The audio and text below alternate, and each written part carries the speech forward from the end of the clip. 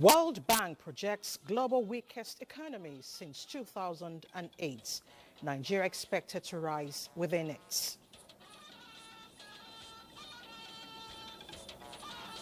Mechanized agriculture, FGM backs on mass refurbishment of non-functional tractors. The direction Naseni is headed is one driven by action, impact, innovation, and awareness of what the nation needs. Plus, International Conference Center Abuja set to attract higher level discourse with new look. This is a sign of the good thing that we are correcting and we are reflecting, renewing our hope and believing in ourselves. Hello and welcome to the Network News on NTA. I am Elizabeth Omori. Reading from Lagos is Hengino John Adams. On business news is a very busy businessman, Benny Adams. Benny, what's new? Well, it is about the cherry news from the World Bank that Nigeria's economy is expected to grow from the present 3.4% to some 3.6% and even 3.7% by next year or the other year. Okay. It's cherry. And Bade Adeleye will serve us some sporting reports. Bade. Elizabeth, the registration of new players by clubs now on hold as the initial summer transfer window closes.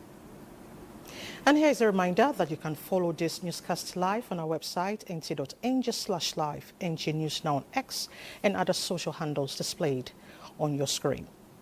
Now the news. The newly inaugurated, renovated International Conference Center has been renamed Bola Ahmed Tinubu International Conference Center with a call for proper management of the edifice.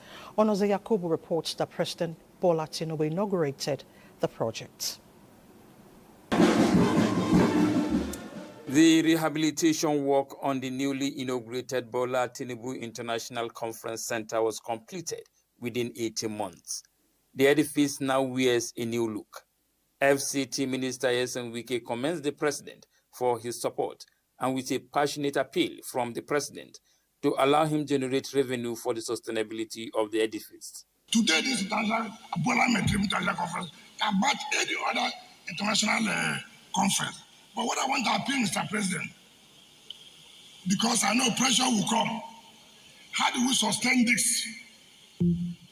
I want to let everybody know. Whether you're a ministry, whether an agency, you want to use this, you have to pay something. You have to pay. That's the only way it can be sustained. Nothing like my brother, my sister is going to have a wedding. If you want to use a place like this, such a beautiful place, then you must do something. Mr. President, the renovation, the rehabilitation, and the transformation that we are witnessing in ICC is what we are bringing to this country, whether people like it or not. The Nigerian Parliament is very proud of you. We are proud of the fact that we do the budgeting, we give the approval, and we do the execution. President Bola Tinubu, who was conducted round the conference center, expressed his satisfaction with the quality of work, reiterating his administration's stand at improving infrastructure in every sector of the economy, in line with the renewed hope agenda of his administration.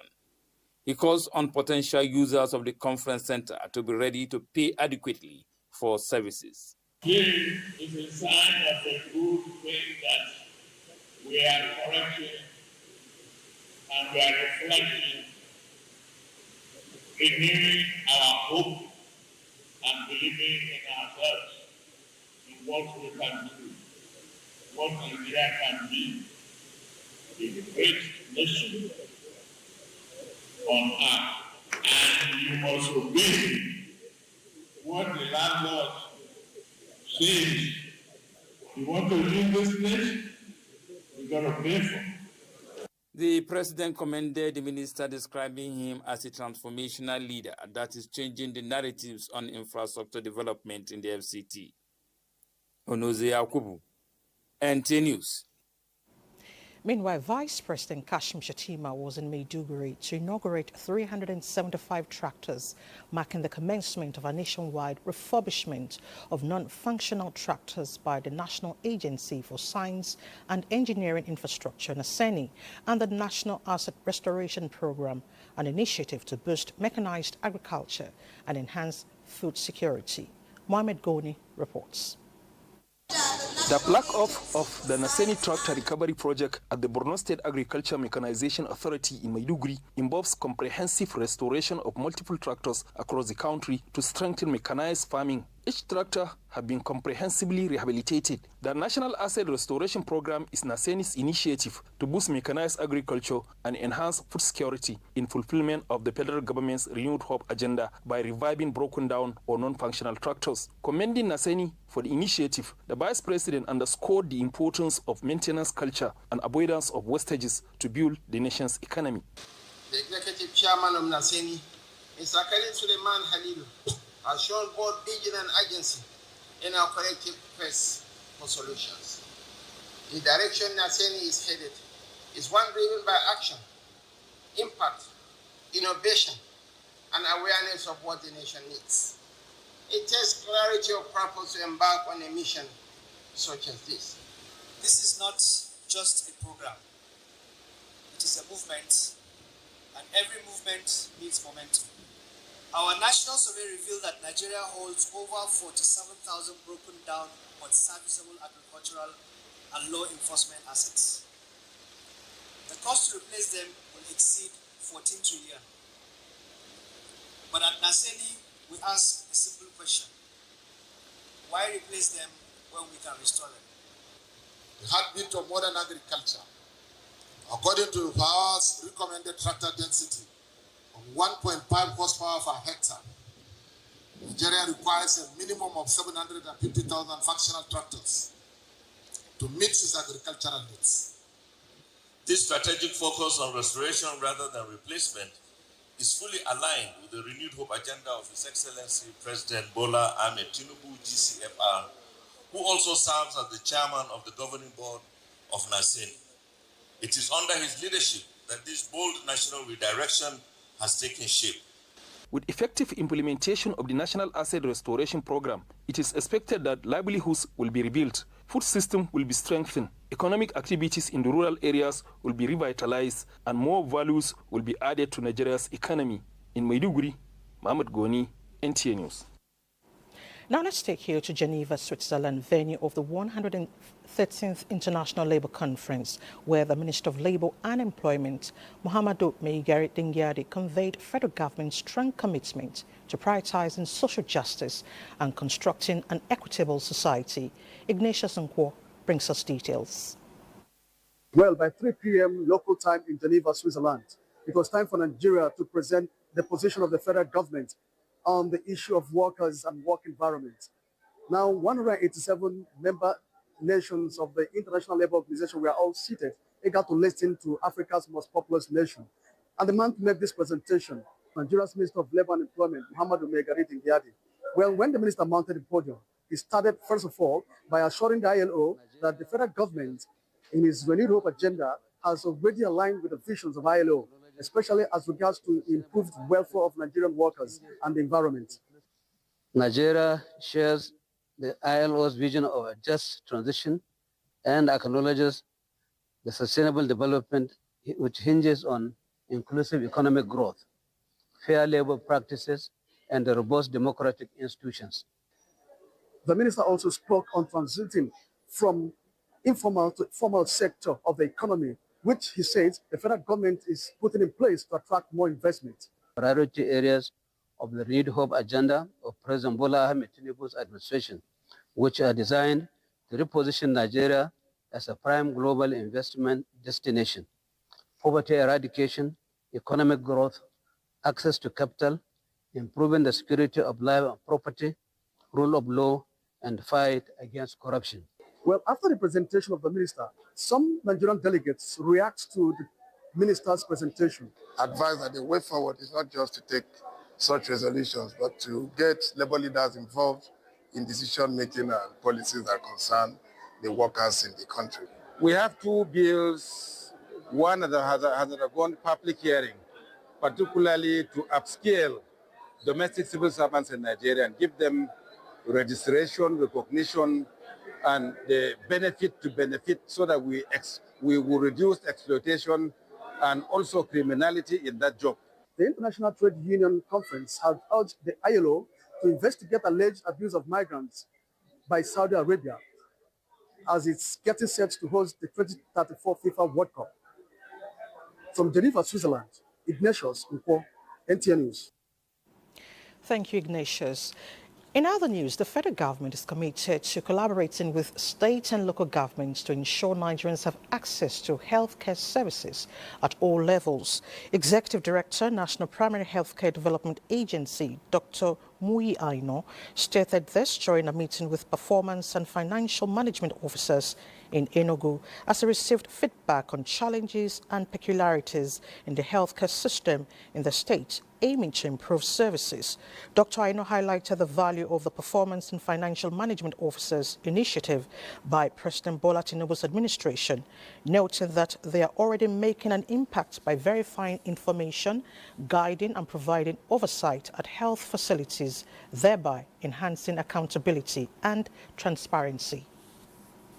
Understand how the takeoff of the program is going in the field and try to encourage them, but also hear from them to understand the challenges. The NPHCDA boss added that the officers would undergo training to familiarize themselves with the healthcare system, ensuring effectiveness and efficiency in their roles. Away from health, economic reforms in the last 2 years of the present administration have been adjudged as largely successful owing to slowing inflation, GDP and currency growth, in addition to increased investors' confidence among other indicators. This, the view of the Independent Media and Policy Initiative during a World Press Conference in Abuja. Benny Adams reports. For 2 years, the economic winds across Nigeria have been swift with unfamiliar currents. But today, key players in Nigeria's economy say the challenging times are in fact laying the groundwork for a brighter future, which is already here. The immediate reflection of the positive move inherent in the unification of the foreign exchange windows is the increase in revenue for states and local governments and a reduction in public debt. The federal government revenue rose by 82.4% from 6.8 trillion in 2023 to 12.4 trillion in 2024, driven by the unification of the foreign exchange rate, enhanced tax administration, and reforms in treasury remittances, according to data sourced from the World Bank. Dr. Akinsiju believes that the removal of the petroleum subsidy and the unification of the nation's multiple foreign exchange windows, among other reforms, is a test of political will, which is yielding results that have never been recorded in 2 years of any administration since 1999. In those 2 years, we can testify by verifiable data that Nigeria have recorded a substantial economic restructuring in measures beyond the contemplation of the various advocacies around restructuring demanded of Nigerian leaders of the past 26 years. Dr. Akinsiju believes that with energy independence on the horizon, green shoots in agriculture, a healthier treasury, and a global confidence rebound, in addition to jobs on the rise, Nigeria is on the path of sustainable growth. The Independent Media and Policy Initiative appeals to government to ensure that these hard-won gains translate into tangible improvement for every Nigerian. In Abuja, Benny Adams, NTA News. And for more economic matters, Benny is standing by. Benny? Thank you, Elizabeth. Now, the World Bank, in its latest Global Economic Prospects report, says the global economy is set to the weakest run since 2008 outside of recessions. This is coming from the heightened trade tensions and policy uncertainty slowing global growth. While global growth is projected to slow to 2.3% in 2025, nearly half of a percentage point lower than the rate that had been expected at the start of the year, the Nigerian economy is expected to grow further by 3.6% from the present 3.4%, which the World Bank says is impressive. The report also highlights the urgent need to boost job creation by equipping workers with skills, accelerate growth in addition to pursuing strategic trade and investment partnerships with other developing economies. And I look at the markets today, at the end of today's trading session on the Nigerian Stock Exchange, a total of 646.6 million shares in 23,977 deals, corresponding to a market value of 18.841 billion was traded. Today's data shows 50% decline in volume, 42% decline in turnover, but a 64 improvement in deals in percentage. And now the Nigerian current capitalization is like 71.9 trillion naira. And on the aggregate, 129 listed equities participated in trading, ending with 34 gainers and 28 losers. Looking at it, on the top losers, you have Reed Briscoe. It lost 2 naira 25 kobo, while the John Holt lost 6 naira 85 kobo, and Betaglas lost 210 naira 10 kobo. And looking at the top trades at this point, Access Co gained 1.9 billion naira, talking about the value of stocks traded today, while Zenith Bank got 2.5 billion, while GT Co got 3.3 billion naira. This is it. And business. It's time to take our first break. Do stay with us. You're still watching the network news on NTA. Niger State Governor Mohammed Umar Bago has announced 1 billion naira for the resettlement of victims of the recent flood disaster in Mokwa, Niger State. The governor said this during an on-the-spot assessment of houses destroyed by the flood. Mukhtar Wowo reports. In the visit, Governor Umar Bago revealed that the state government will provide 10 trucks each of rice, beans, maize, millet and sorghum to the flood victims. While commiserating with the victims of the flood disaster, the governor promised that all donations made will be judiciously distributed to the victims through a committee that will be headed by his deputy, Comrade Yakubu Garba. Governor Mohammed Umar Bago hinted that the state government will provide resettlement land and services. He then directed the Ministry for Land and Survey to issue a certificate of occupancy, COO, to the federal government to facilitate immediate construction of the resettlement homes for the flood victims. We are grateful to the president of this country, Bola Ahmed Tinubu, who was represented by the vice president, Kashim Shettima, where he sympathized with our situation and made a pledge of 2 billion naira for the settlement of the affected families. The governor ordered that while the state government awaits the construction of the resettlement homes by the federal government, necessary arrangements will be made to ensure that the flood victims do not remain in the IDP camps for too long. Mukhtar Wu, NTA News. Meanwhile, the flood victims in Niger State have received a 300 million naira donation from the Borno State government to address their immediate needs. Borno State Governor Professor Babagana Umar Zulum announced the donation when he led a state delegation on a sympathy visit to the state. Mukhtar Wawa once again brings us details. Governor Zulum of Borno State, while making the donation, said the gesture is to complement the efforts of the Niger State government in addressing the challenges of the disaster. Governor Zulum, while commiserating with the government and people of Niger State over the devastating effects of the flood that claimed many lives and destroyed property and livelihoods, said it is time for all governments at subnational level to work collectively to mitigate the effects of climate change in the society. The earlier the better for us to work on how we shall mitigate effects of climate change. Rising in sea levels, it's a matter of great concern. Governor Mohammed Umar Bago appreciated his Borno State counterpart for the visit and donation, saying it was timely and a show of love. He observed that both states have many things in common. But at this time of grieving, when people show empathy, they come to share in your grief, it shows love. This is what you are known for. I want to thank you very much.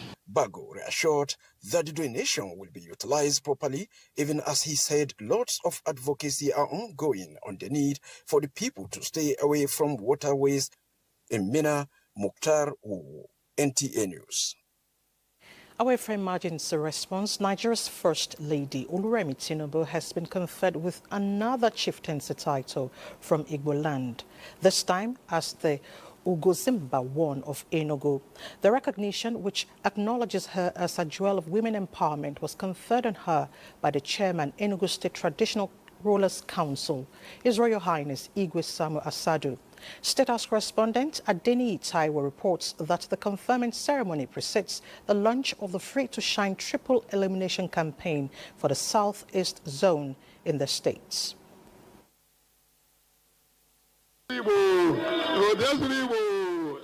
There, appreciation found ample expression in tradition as Enugu State Traditional Rulers Council conferred a chieftaincy title of Ugosimba I of Enugu on Nigeria's First Lady Oluremi Tinubu. Their title, which recognizes her as jewel of women empowerment, is another toast to the First Lady's interventions and impact on the lives of women and the less privileged. As Igwe Samuel, His Majesty Igwe Samuel Ikechukwu Asadu is mandated to recognize all this, because we can only recognize it when you're alive.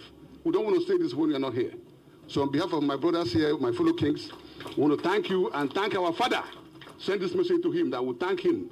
That, like I said, there's no vacancy in Asorok, just like there's no vacancy in the Lion Building here. The First Lady received the honor with smile, pride, and a new sense of commitment to the development of Nigeria. I thank you, and this moment will remain special in my heart, and I will always remember your people for the honor you've done me. From the ceremony, the First Lady joined critical stakeholders in and around the health sector to flag off the Free to Shine triple elimination campaign for the Southeast Zone. The goal of this campaign is to address the growing complacency in the response to the spread of HIV/AIDS in Africa. The Free to Shine campaign seeks to significantly reduce new HIV infections among women of reproductive age, prevent mother-to-child transmission, which is the vertical transmission, and ensure that every child born with HIV receives the necessary treatment and support to thrive. As survivors unpack their testimonies and brandish their victory against HIV/AIDS, the message of hope renewed against the menace of HIV/AIDS, syphilis, and hepatitis is clear. But so is the need for more resource mobilization and collaboration. I believe with the concerted efforts of all stakeholders here present, especially as State First Ladies, who will help disseminate this message in their various states. This deadline can be attained by the grace of God, and I rely on you all to do the needful. Please, I'm going to repeat this again. I want to see your billboard in every state with your picture there, encouraging people to get tested and to get treatment. It's not just a medical goal, it is a moral one, because these diseases are preventable and our people deserve to live free of them. In the 2025 budget, adequate budgetary provision has been made to ensure that we do not have any gap in the supply of ART drugs, reagents for testing, and other essential inputs. Since its maiden launch in January this year, the Free to Shine triple elimination campaign has gone around the country, drawing support and building coalition against killer diseases. From Enugu, Adeni Taiwo, NTA News. To security, Kano State Acting Governor Aminu Abdulsalam has enjoined residents to remain vigilant and report threats to peace and security in their communities. He made the appeal while receiving the emirs of Rano and Gaya, who paid him a Salah homage at the government house. Abdullahi Mustafa reports. Royal musicians brought life to the occasion as they performed in the company of the Emir of Rano, Muhammad Isa Umar. He is on a Salah homage to the acting governor of Kano State, Aminu Abdulsalam. The Emir's visit was both ceremonial and purposeful. While paying his traditional homage, he also took the opportunity to express appreciation to the Kano State government for its development efforts. He specifically commended the execution of projects in the Rano Emirate, including road construction, water supply initiatives, and the ongoing modernization of the Rano markets. The acting governor thanked the Emir for acknowledging the efforts of the administration and praised the monarch for his fatherly role in calming tensions following a recent crisis that claimed the lives of a resident and a divisional police officer. Abdulsalam urged residents of Rano and the entire state to remain law-abiding and vigilant, emphasizing the importance of collective responsibility in safeguarding peace and security. Also received by the acting governor was the Emir of Gaya, Ali Ibrahim Abdul Qadir, who, in addition to Salah homage, conveyed a message of appreciation from his subjects. Appreciation for the execution of various development projects in and around the emirate by the administration of Governor Abubakar Yusuf, including the siting of a new state polytechnic in Gaya. In Kano, Abdullahi Mustafa, NTA News. Now, in the heart of Nigeria's northwest, a silent revolution is underway, one that is transforming lives, bridging communities and paving the way to a more prosperous future. Mohammed Musa Skira reports that Jigawa is now a place where roads are more than just tarred surfaces. They're lifelines of development. Governor Umar Namadi administration has inherited 26 strategic road projects from its predecessor and not only ensured their completion but gone several steps further. This year alone, 48 new road projects have been launched under Umar Namadi administration, all at various stages of execution. From rural hamlets and sleepy villages to bustling towns and emerging urban centers, these roads are creating vital connections. A staggering 400 billion carefully committed to one purpose, opening up Jigawa State to commerce, opportunity and inclusion. In places once cut off by poor road access, local farmers now reach bigger markets. Women in small communities travel more safely to health centers, while movements of goods and services become seamless. If you go to some places where before they have a problem of access to their environment, to their houses, to the markets, to the schools, you find that now they are all have access to that their facilities. The construction of this road has made our villages more well-known and has also improved our economic well-being. We, the drivers, and our passengers are very happy with this renovation and construction. Jigawa is redefining what governance means at the grassroots. But beyond the statistics and engineering marvels lies the true story of people empowered, lives uplifted, and states on the move. From Dutse, Muhammad Musa Askira, NTA News. For more reports on the network news, let's head to Lagos, where Hingino is standing by with some reports. Hingino. Thank you, Lizzie, and welcome to Lagos.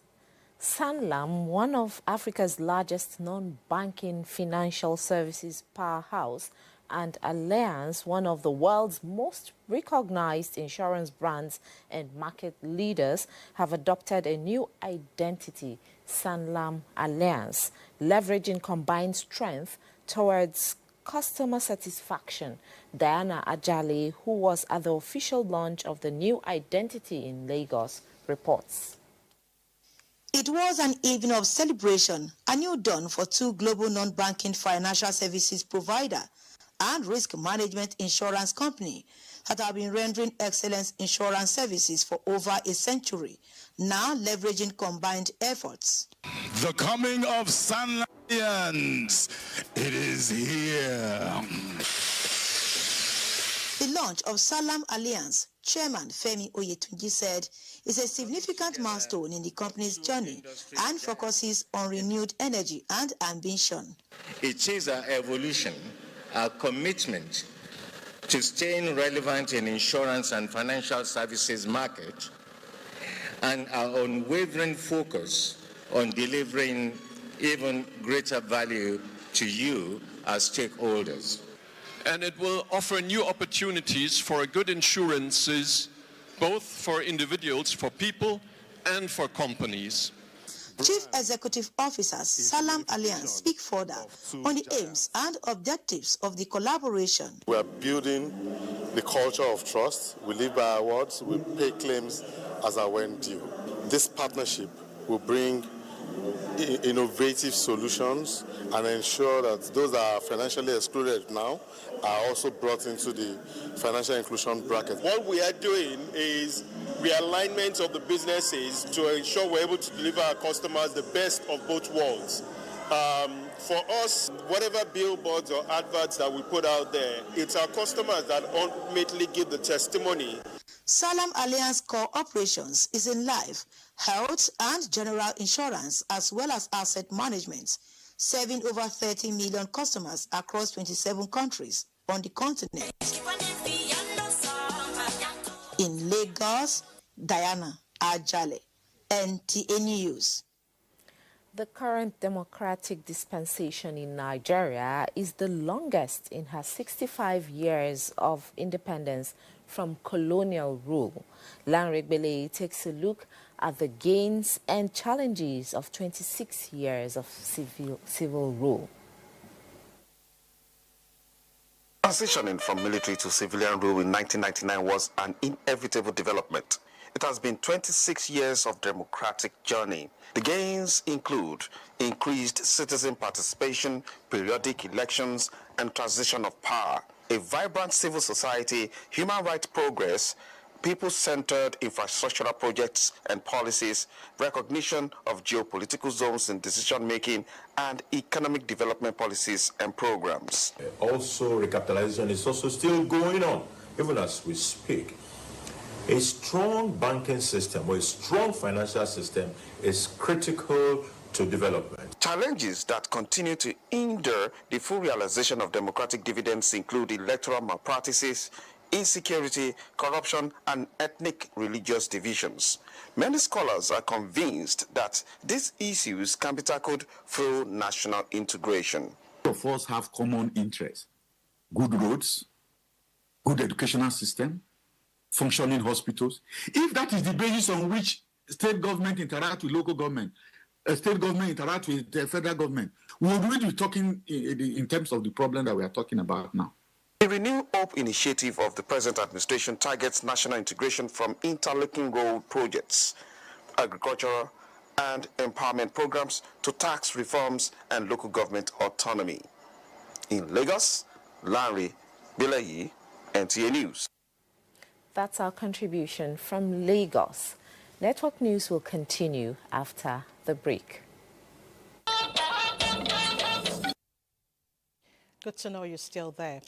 The Federal High Court sitting in Ikoyi, Lagos, has convicted and sentenced 9 Chinese to 1 year imprisonment each for cyber-terrorism and internet fraud.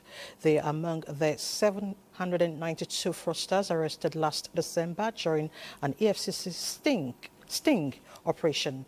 They initially pleaded not guilty to the charges but later changed their plea to guilty.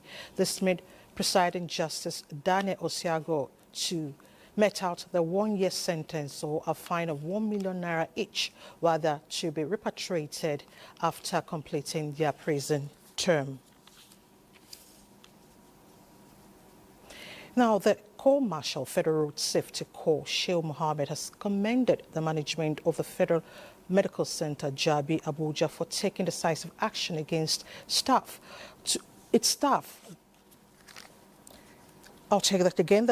The Corps Marshal Federal Road Safety Corps, Shehu Mohammed, commends the management of the Federal Medical Center Jabi Abuja for taking decisive action against its staff, alleged to have neglected a victim who was rescued from a crash scene within the nation's capital, emphasizing the imperatives of timely and adequate medical attention in reducing mortality rates and improving outcomes for crash victims.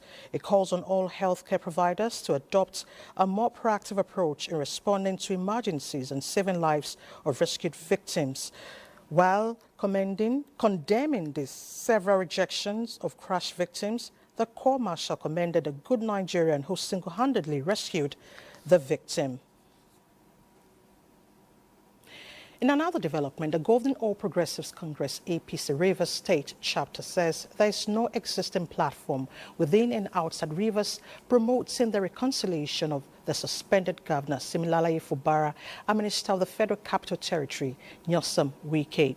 State chairman of the party, Tony Okocha, says the widespread statement that President Bola Tinubu might reverse the emergency rule is untrue, affirming that the rule was already gazetted by the two houses of the National Assembly. Within the bounds of my knowledge, and as somebody who had played and is still playing at the epicenter of all of these in Rivers State, I am not aware of any reconciliation or reconciliatory moves by Fubara and his team. On the 29th of May, when they still till he went to somewhere, he was assuring them that he will soon return. And that when he returns, that they should all be calm. That when he returns, all of them will go back to their offices. It's the reason, majorly, why they are busy in the grandstanding. Okocha adds that the recent media attacks on Wike's personality were rational and appealed to those who specialize in using unprintable languages to score cheap political points to the deceased. Let's take our last break. Do stay with us. Now to the global scene. United States and China continue trade talks in London, with both sides seeking to shore up shaky tariff truce. Details with Francis Udojo. The London meeting between China and U.S. officials came after Washington accused Beijing of violating their Geneva deal to de-escalate staggeringly high tariffs. Stock markets wavered as investors hoped the talks will bring so much needed calm on trading floors and ease tensions between the economic superpowers. The agenda is expected to be dominated by exports of rare earth minerals used in a wide range of things, including smartphones, electric vehicle batteries, and green technology. A U.S. economic official said U.S. had agreed to lower tariffs on them, and China had agreed to release the magnets and rare earths that are needed. Meanwhile, 18 countries at the UN Ocean Summit in France have signed an agreement to ratify the High Seas Treaty, bringing the total to 49, just 11 short of the 60 needed for the Ocean Agreement to enter into force. The surge in support adds momentum to what could become a historic shift in how the world governs the open ocean, formerly known as the Agreement on Biodiversity Beyond National Jurisdiction. In another development, the government of Rwanda has formally reaffirmed its decision to withdraw from the Economic Community of Central African States, ECAS, citing persistent manipulation of the bloc by certain member states. Francis Udojo, NTA News. And Bade Adele is set to bring us updates in the world of sports. Bade. Many thanks, Elizabeth. Let's begin with athletics, as the NCCA Track and Field Championships will make a return to Hayward Field in Eugene, where 22 Nigerian athletes will be competing for collegiate honors for their respective schools from June the 11th to 14th. Some of these athletes made their mark in 2024 and others in 2025. and are strong contenders for individual titles. Temitope Adesina spearheads the Nigerian contingent at the championships, having won the women's high jump crown at the NCAA Indoor Championships. Tima Godbless, Ella Onujevevo, Pristina Ochonogo, Adaobi Tabobo, Precious Nzeako, and Favor Onya are other known names in the women's category. On the men's side, Ezekiel Nathaniel, Samuel Ogaze, Edidion Udo, and Konyisola Ajayi, Israel Okon, Charles Godfrey, and Vincent Ogoke, among others, will be competing. Now to football. The summer transfer window has closed. Fear not, though. It is only for 6 days. The short pause was to accommodate clubs wanting to sign players ahead of the FIFA Club World Cup, which begins on Sunday, the 15th of June. The transfer window opened early on Sunday, 1st of June, for an exceptional registration period, but because FIFA's rules stipulate the transfer windows in a calendar year when combined cannot be greater than 16 weeks, a break had to be inserted. Therefore, the summer's first window closed about 3 hours ago. The new short 10-day period applied only to the 20 national associations with teams playing in the Club World Cup to allow them to register players for the group stages of the competition. And now, Igor Tudor will remain in charge of Juventus next season after Damian Comoli, the club's general manager, confirmed on Tuesday. Tudor arrived in March after Juve sacked Thiago Motta, with the club having been knocked out of all the cup competitions and sitting outside the top 4 in Serie A. Juventus lost only one more league game and finished 4th to qualify for the Champions League, but the 47-year-old warned his future must be sorted before their Club World Cup campaign kicks off next week. That's a bit on sports tonight. Let's return to Elizabeth. Thank you, Buddy, for the updates. The Adewi family of Osogbo, Osun State announces the passing on to the great beyond of the mother, grandmother and great-grandmother, Mama Rafat Arike Adewi, at the age of 93. Popularly known as Mama Pastor, the matriarch of the Adewi extended family, passed on yesterday, Monday, June 9, 2025, and has been buried in accordance to Islamic rites. She was a community leader and successful trader who impacted the community positively. A funeral prayer will be held at the family house at Atonda Compound, Isale Osun Osogbo, on Monday, 16th of June, 2025. Left to mourn her are children, grandchildren, and great-grandchildren, among them Ademola Adeoye, an Ilorin-based cleric. And next is a quick look at the weather prospect for tomorrow, Thursday. A warm welcome. Here's your weather update as we track the movement of major thunderstorm activities across the country.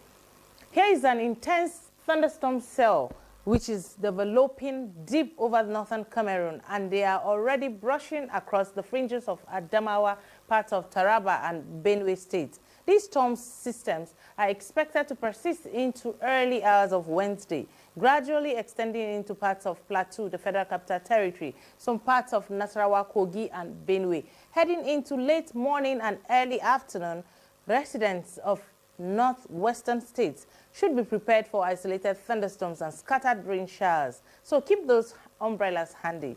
By evening, we're expecting an increased thunderstorm activities, especially localized storms across most southern cities, with systems likely to stretch up into parts of Niger, Kogi, the parts of Kwara, Plateau, and the Federal Capital Territory.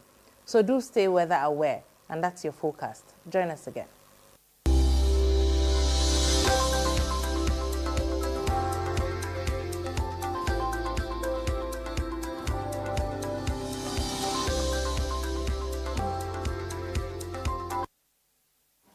Of course, you heard it, keep those umbrellas close.